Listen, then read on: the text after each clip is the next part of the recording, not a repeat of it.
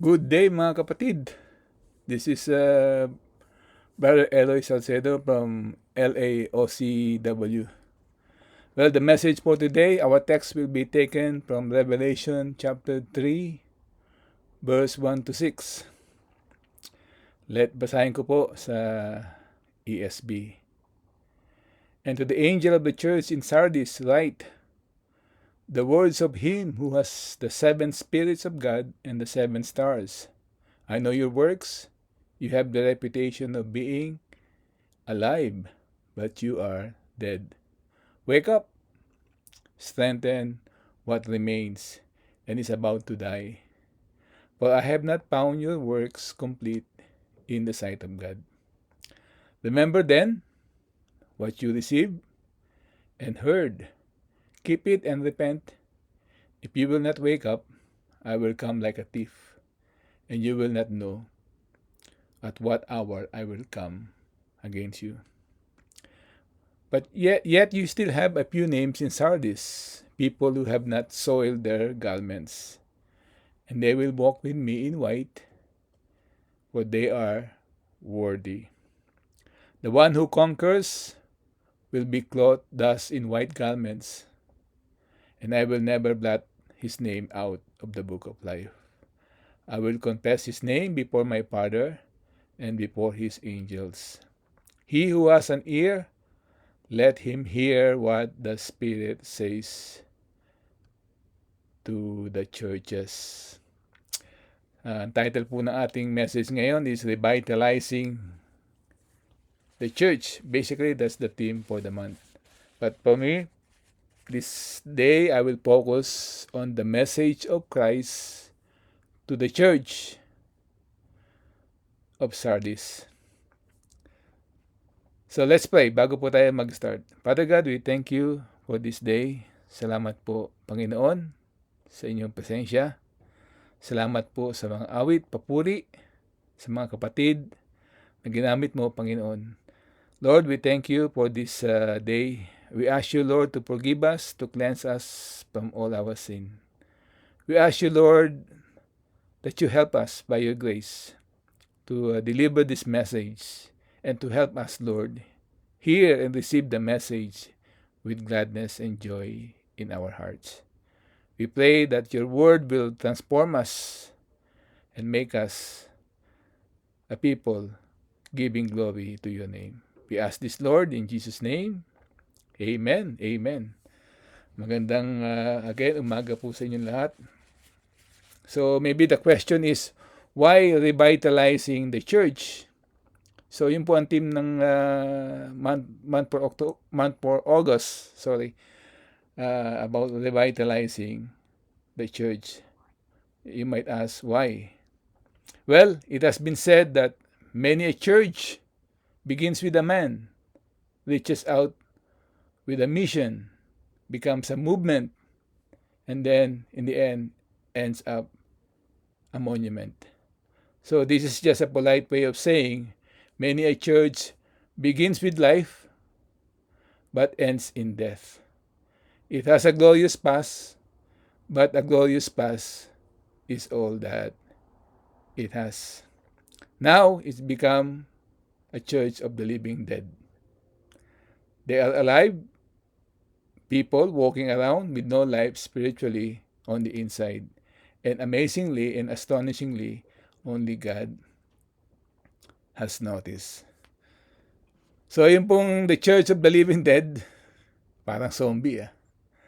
Spiritually, there is no pulse, no heartbeat. Spiritually, kung titignan niyo po yung monitor, they are flatline. Spiritually, they are a dead church. Spiritually, they are dead men walking. Now, maybe another question is, when do we need revitalization, or in this message, revival? So basically, a church needs revitalization when it is dying. So a live church does not need revitalization. It's already alive. But those who are dying church needs revitalization.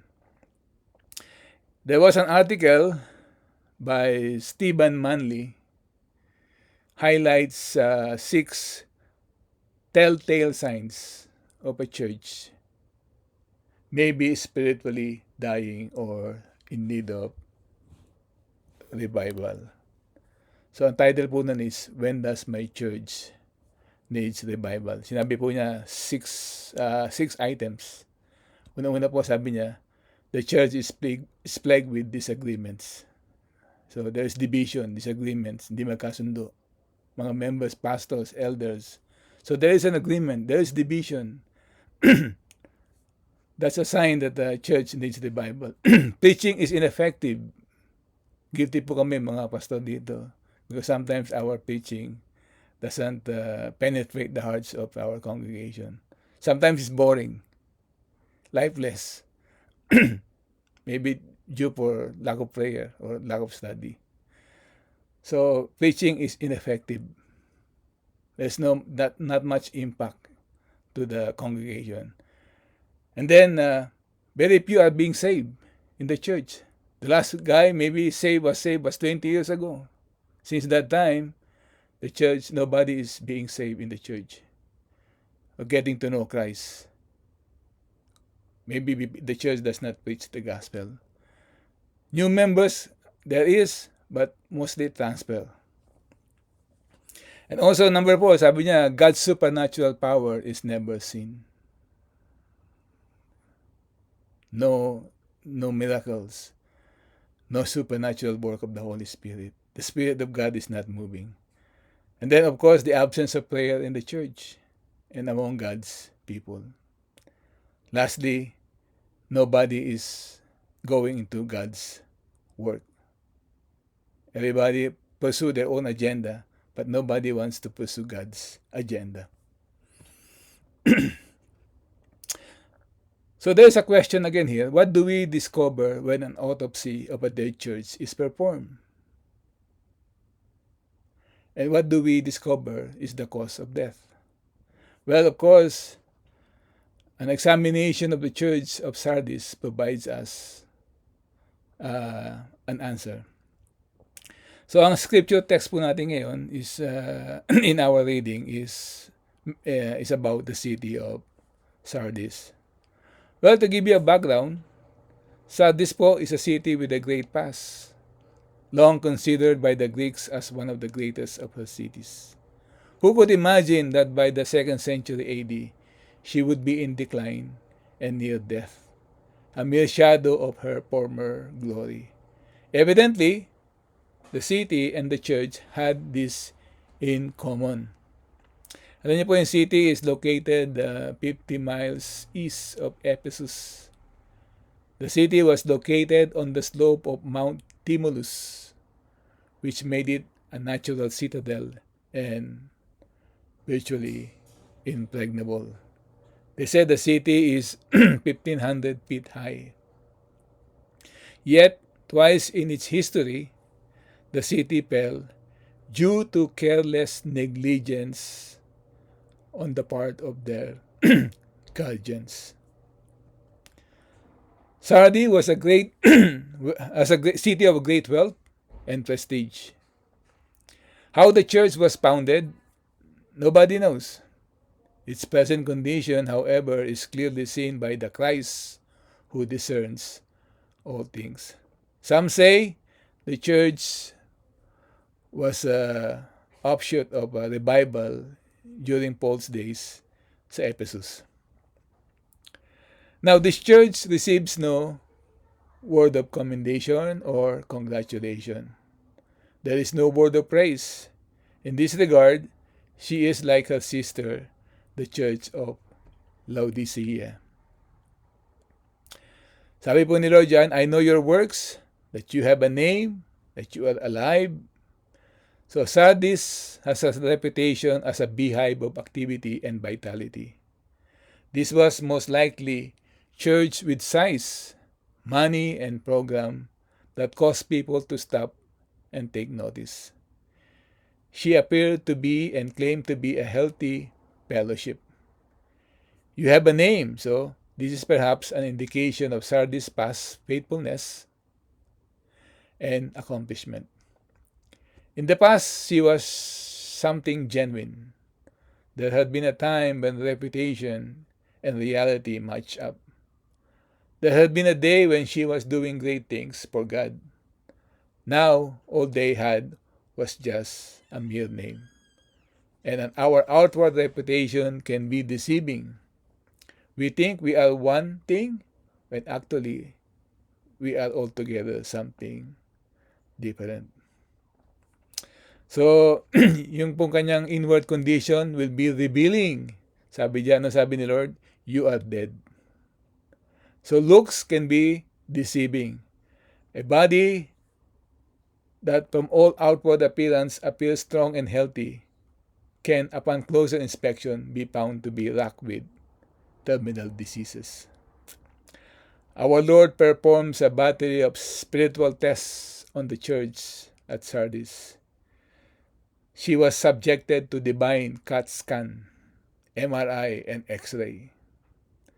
And the diagnosis is far worse than external superficial examination could have ever revealed.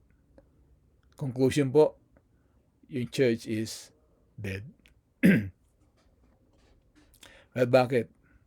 Well, it was infected probably by the disease of spiritual compromise, worldly accommodation, and satisfaction with the status quo. Life had ebbed out of the body, and they had not even noticed it. This church was not a persecuted church because it was not bothering anyone.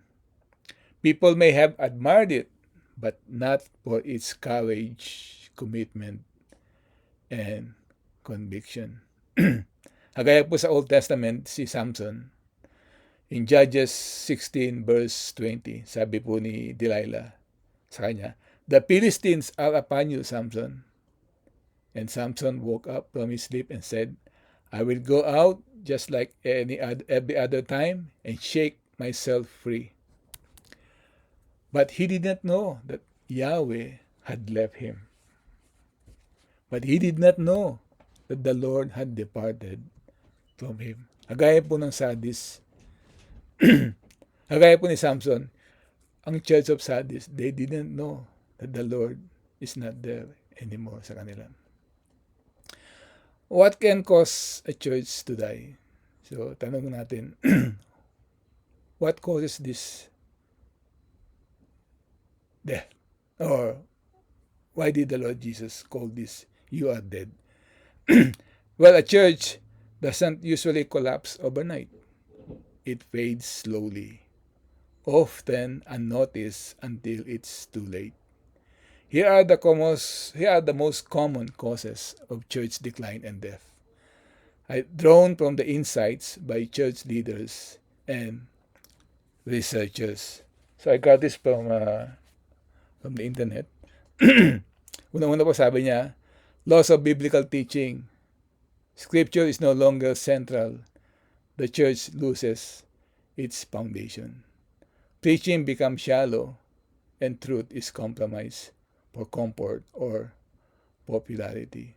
So ginagamit na lang po yung scripture just to support a petty doctrine. Sabi nga po ni Paul kay Timothy that for the time will come when people will not endure sound doctrine.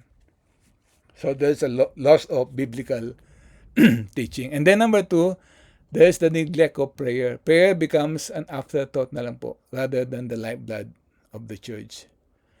Alam po natin, without seeking God's power, the church relies on human effort. And that results in disaster. Number 3, lack of evangelism and discipleship. The church stopped reaching the lost, and discipling believers become inward and focused. The Great Commission is ignored, and spiritual growth stagnates. And then there is the compromise with the world. Trying hard to fit with the culture leads to watered down truth. Churches lose their distinctiveness and their prophetic voice. There is no clear vision or mission. Without direction, the churches drift aimlessly. Proverbs 29:18 sabi diyan, where there is no vision, the people perish. The church is racked with division and internal conflicts. Gossip, bitterness, unresolved disputes destroys unity. The churches crumble when personal preferences outweigh Christ-centered fellowship. And then, there is the failure to raise up new leaders. No? Without leadership development, churches age out. Kaya pag namatay na po yung pastor, wala na rin po yung church kasi nobody will lead the church anymore. He forgot to train new leaders. Gaya po ni Moses, in the opposite si Moses po, tinrain niya si Joshua. So when he died, Joshua was ready. The Lord used him to conquer the land of the Palestine or the land of Israel. In the same way, si Paul, he trained Timothy and expected Timothy to train others also. 2 Timothy chapter 2, verse 2. Then there is the denial of decline. Sometimes many churches refuse to admit they are spiritually sick.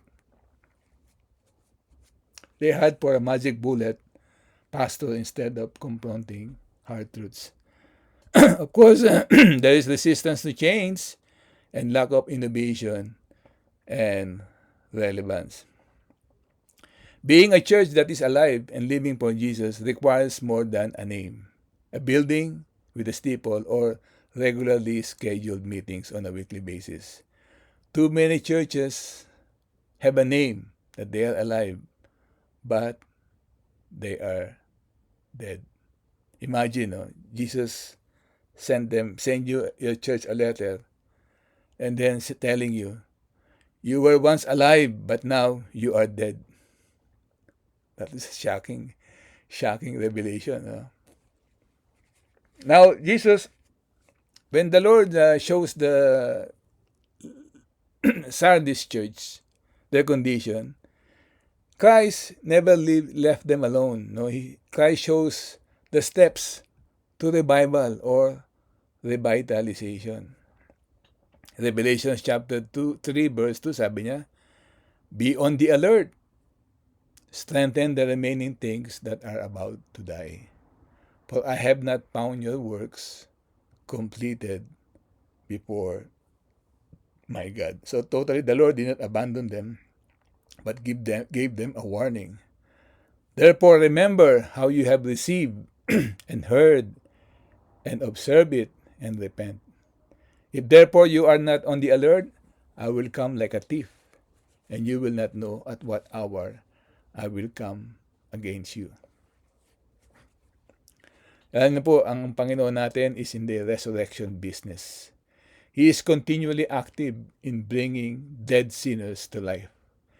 He is also active in breathing life into dead churches. When things appear their worst, God is at His best. God's will is to revive His church. Alam niyo po, dito sa Amerika, meron tinatawag na The Great Awakening. The two waves yan. First Great Awakening, around 1700 yata yun, and then second, 1800.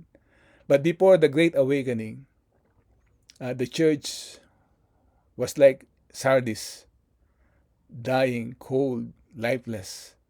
But then the Lord raised up John Wesley, George Whitefield, Jonathan Edwards, and God uses these people to bring revival to the church. And the church was revived, A lot of people came to know Christ.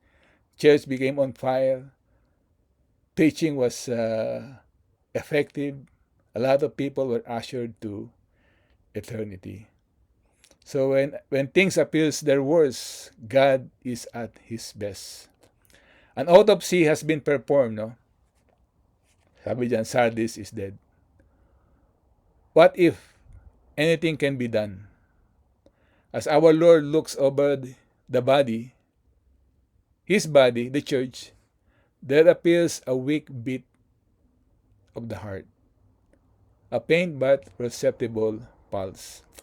Because this church is his church, there is yet hope of recovery, restoration, and revitalization.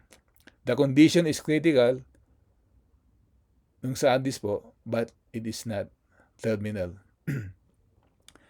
So in rapid fire succession, our Lord peppers the church at Sardis with 5 imperative or command and steps she must take if she is to once again be the church, the body of Christ, Jesus saved her to be. There is hope, but she must act quickly. There can be no delay. Time is almost gone. We do well to listen in on the treatment He prescribed. So ito po ang recommendation ng Panginoon. Sabi niya dito sa Revelation 3:2, be on the alert and strengthen the remaining things that are about to die, for I have not found your works completed before my God. So first thing is, we should renounce drowsiness. Ako lang po nag-title na. We should renounce drowsiness or sleepiness. Be watchful, no? Imperative ko man yan. It means be alert, on guard, and awake.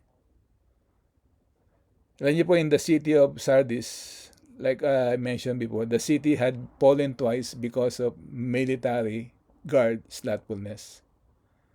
And the church should learn from its past failure. Ang nangyari po dyan, yung pong gwardiya ay natulog, become drowsy, and then unmindful, yung kanyang helmet nahulog from the top to the bottom.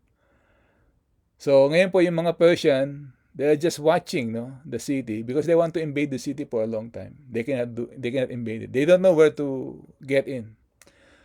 So yung pong guard, bumaba siya through a maze of labyrinth ways of stairways at bumaba siya. Ito po nakita ng mga Persian, naobserbahan nila. Ganyan pala. Meron palang labyrinth, meron palang secret passageway dyan. So with that observation, they were able to conquer the city of Sardis. Kaya po dito, in relation do sa nangyari, the Lord uses the same thing. No? Similar example, sabi niya, be continually watchful. Keep your spiritual eyes and ears open 24/7. Wake up. Be watchful. Recognize the ever-present danger of the enemy's presence and our tendency to drop our spiritual guard.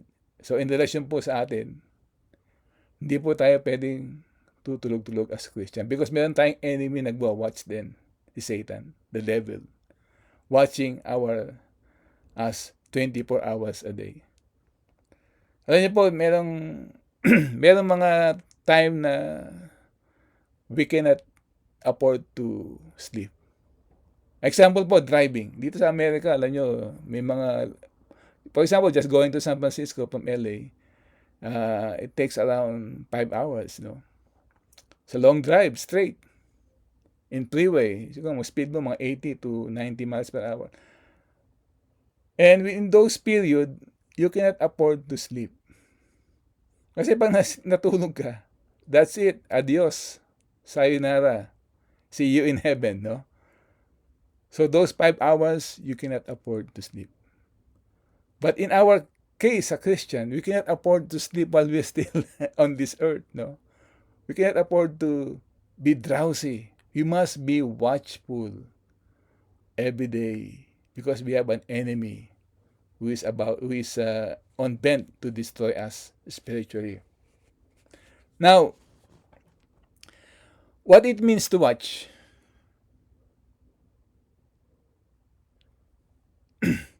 So if anything is to be rescued from the impending ruin of the church in Sardis, the Christians there must wake from the deadly lethargy and watch and be watchful.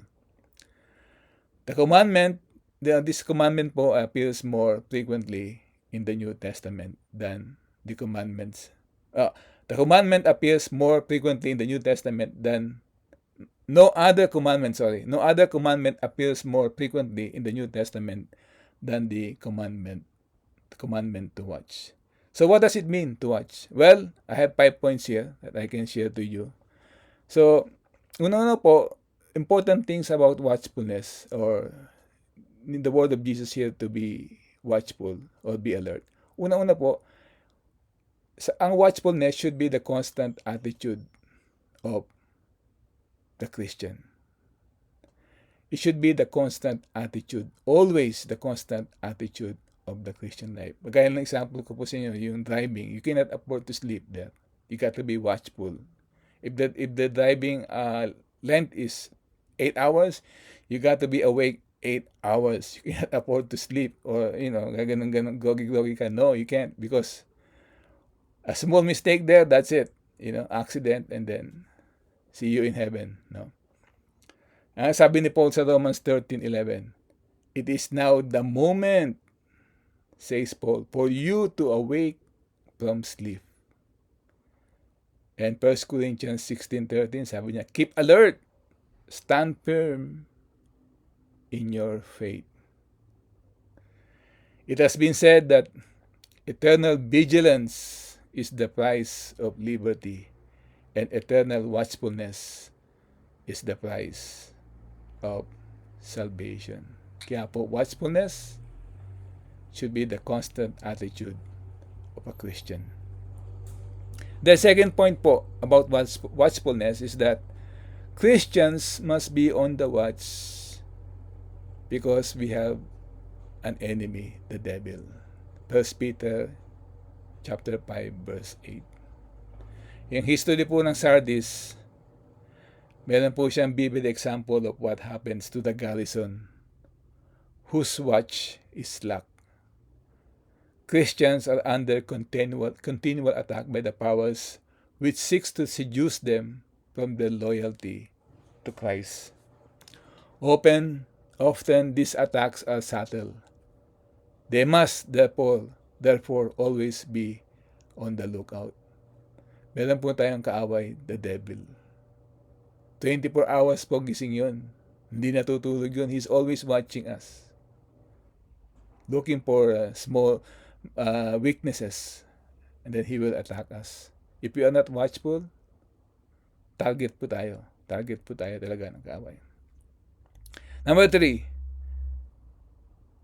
Christians must be on the watch because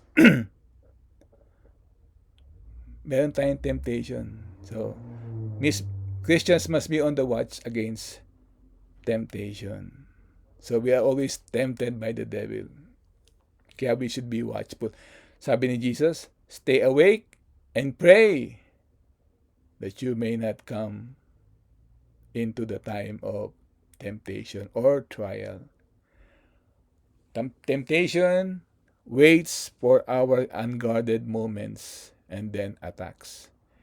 In the Christian life, there must be unceasing vigilance against it.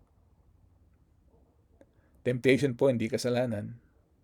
But when we yield to temptation, that's sin.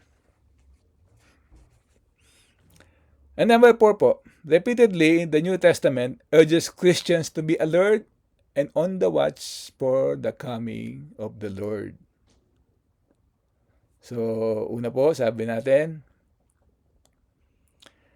watchful should be the attitude of a Christian. We should be watchful because there is the devil who seeks to destroy us. And also, number 3, the devil who seeks to tempt us to sin, And then, number 4, the watchfulness should be our attitude for the coming or waiting for the coming of the Lord. Keep awake, Jesus said, for you do not know on what day your Lord is coming. And what I say to you, I say to all, keep awake.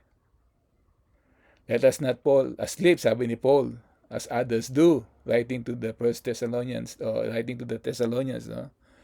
But let us keep awake and be sober. 1 Thessalonians 5:6.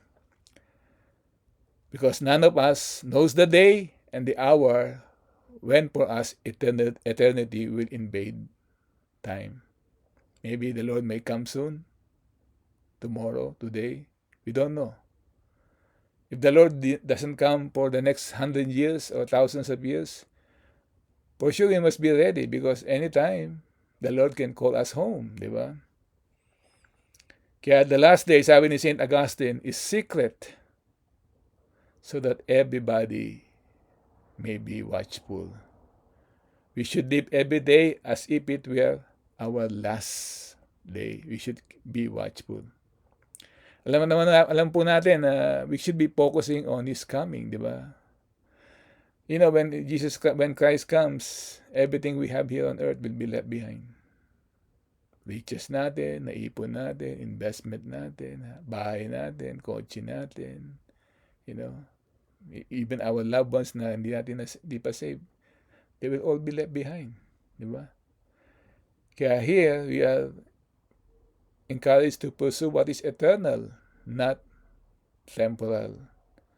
Some have pursued the earthly ambition to the detriment of their spiritual life.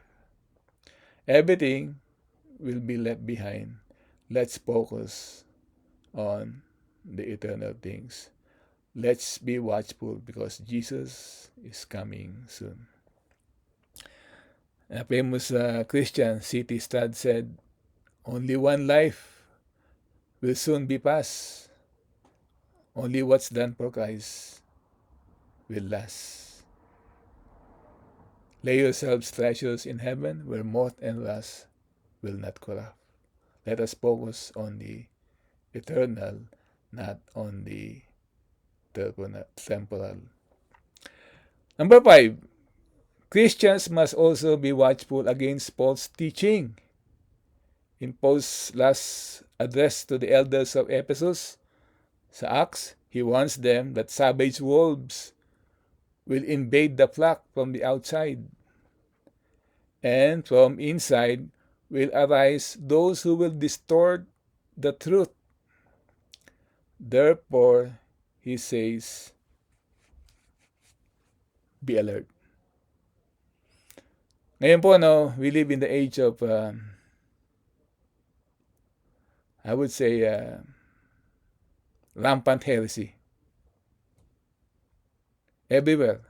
Sa TV, mostly sa TV, Christian television, they present the truth, but half truth only.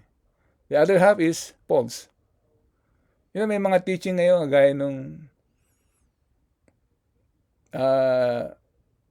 demotion of God. Dinidemote ang Panginoon and promotion of human beings. Sabi nila, Christians daw are gods. And God cannot do anything unless the Christian permit him to do something. That's blatant heresy. You know, God is sovereign. He can do anything. He doesn't need permission from us. The Lord is sovereign. He can do whatever He wants to do in His own wisdom and will.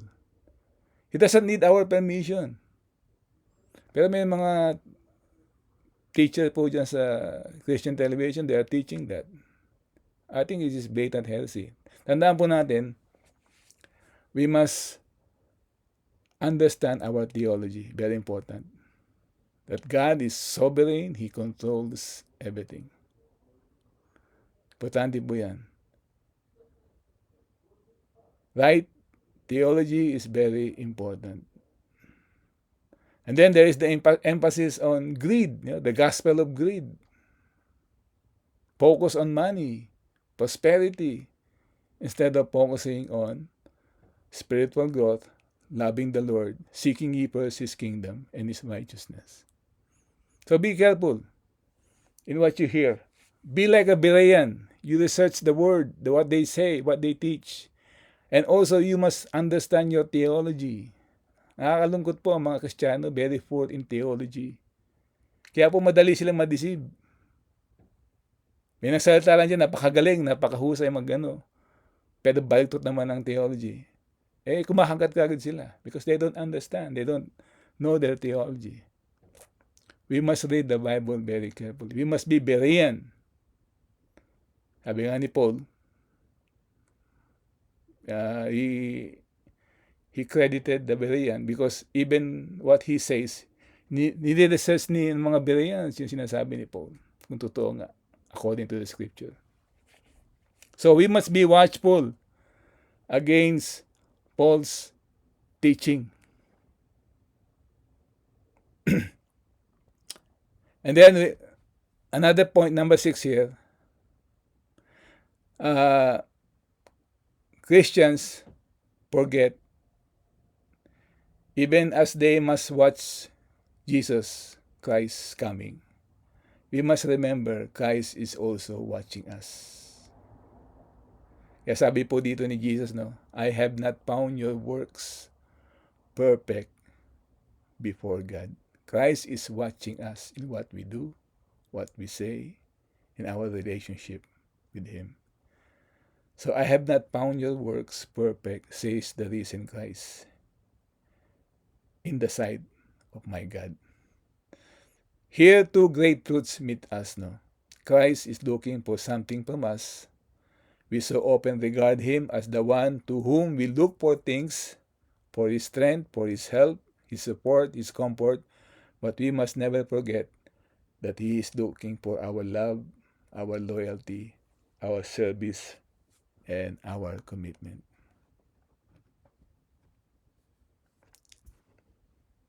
Amen. For every one of us, Jesus is looking for something. And for every one of us, there is something to do. Number 2, don't sleep. Sabi natin yan, be watchful. Number 2 solution from Christ is we should revive our dedication. Be on the alert, strengthening the remaining things that are about to die, for I have not found your works completed before God. Strengthen, another imperative, no? The things which remains, make firm, establish what is can be saved. But do so quickly because they are ready to die. Why? For I have not found your works perfect before God. Yung pong Sardis was content with the halfway completed works. Sardis was content to be mediocre. Okay, all right. But God says, get up, fired up, renew your dedication. Begin again to exercise your spiritual muscle, that your fat, flabby body might become the mean, lean, godly fighting machine God calls you to be. Get moving, or you will die. And then we must remember our doctrine, number 3. Therefore, remember how you have received, heard, and observed, and repent. Therefore, you are not on the alert. If therefore you are not on the alert, I will come like a thief, and you will never know at what hour I will come against you. So remember another imperative here. Receive and heard. Don't rest on the former deeds, but never leave your foundational doctrine. Go back to the gospel. Remember our doctrine, the gospel.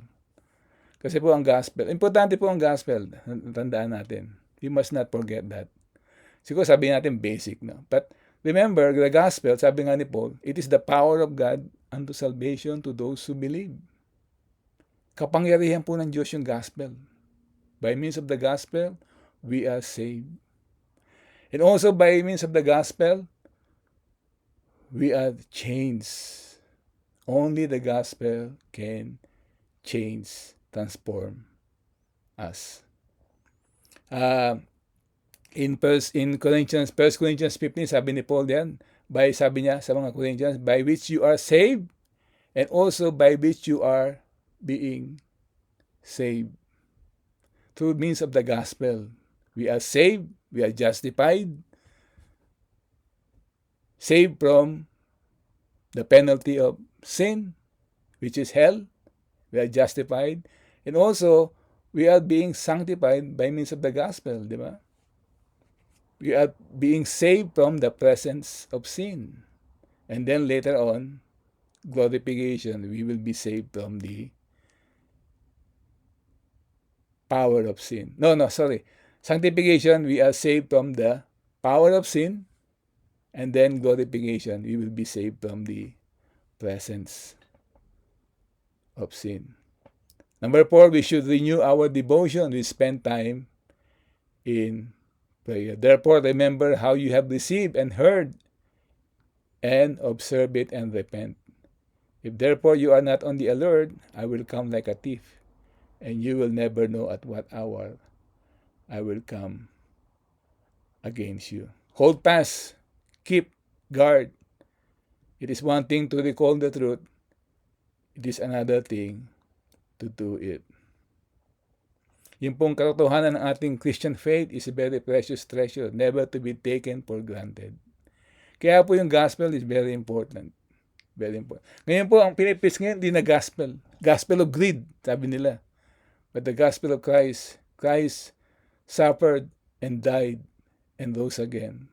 Those are the basic truths of the gospel for our sins. Yeah, the truth of the Christian faith is a precious treasure never to be taken for granted. Jude says earnestly, fight for the faith. Jesus says, hold fast what you have received and heard. Don't let it slip away. We must hold the gospel. We must preserve the gospel. And then, finally, repent and spend time in prayer. So, yun po, no? The key to revitalization, the key to revival is watch.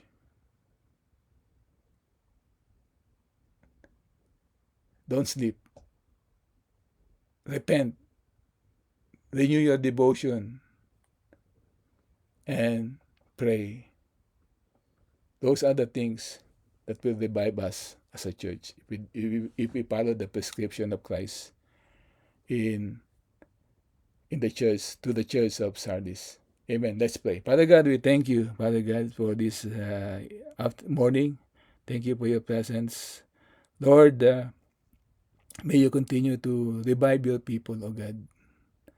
Lord, some of us are weak, some of us are backsliding, but Lord, we pray that you restore us, revive us like before. Father, we thank you. May your message, Lord, sink deep in our hearts today. Renew us. In Jesus' name we pray. Amen. Amen. God bless you po.